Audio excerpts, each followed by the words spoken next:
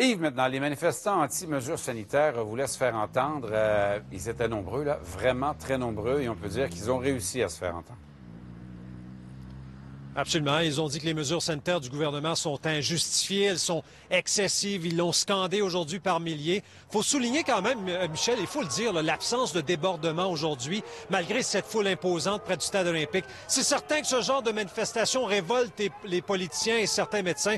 Vous allez entendre ça dans un instant. Vous allez je vais vous raconter ça dans un instant, mais entre-temps, un résumé de la manif d'aujourd'hui. Une foule estimée à 30 000 personnes. Les organisateurs, eux, parlent de 60 000 citoyens qui ont marché pacifiquement près du stade olympique samedi pour protester contre les mesures sanitaires.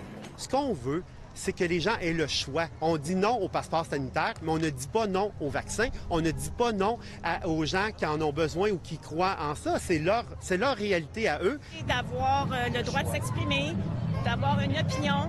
Ça va faire un petit peu faire jaillir le débat. Certains avaient leur masque, mais la majorité ne le portait pas. Le fameux 2 mètres de distanciation, difficile à respecter. Plusieurs manifestants doutent encore de la validité des chiffres de la santé publique sur les décès liés à la COVID. C'est pas plus grave qu'une grippe, estiment plusieurs citoyens. La COVID, pour moi, c'est un mauvais rhume, comme la H1N1 a passé, puis ils n'ont pas reviré le monde à l'envers. Je pose la question à la blague. Croyez-vous ça au fait qu'on pourrait introduire une petite puce dans un vaccin, là?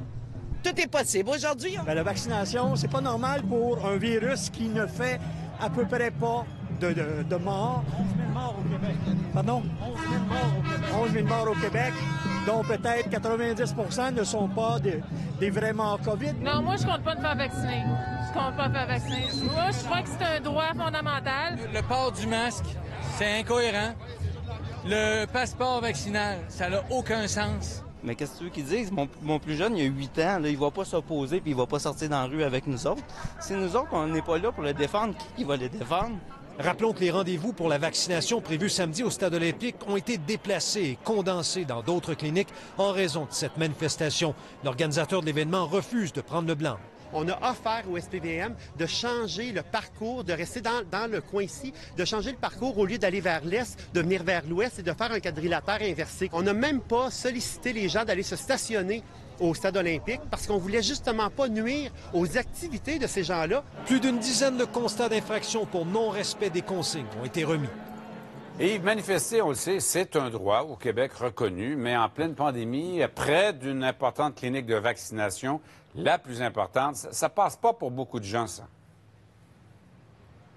Surtout pour les médecins. Parlez-en à Guylaine Larose. Elle est médecin au CHU Sainte-Justine. Vous voyez tout de suite le message qu'elle a publié sur Twitter aujourd'hui.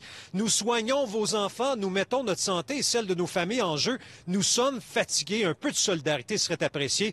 Découragé, écrit Dr Larose. Valérie Plante, les manifestations, dont celle du stade olympique, me préoccupent. Manifester est un droit, je ne remets pas ça en question. Tout le monde veut un retour à la normale. Les mesures sanitaires servent ce but. Assurer un été dynamique et plus normal, il faut les respecter. Voilà pour ces réactions, Michel. Merci beaucoup, Yves.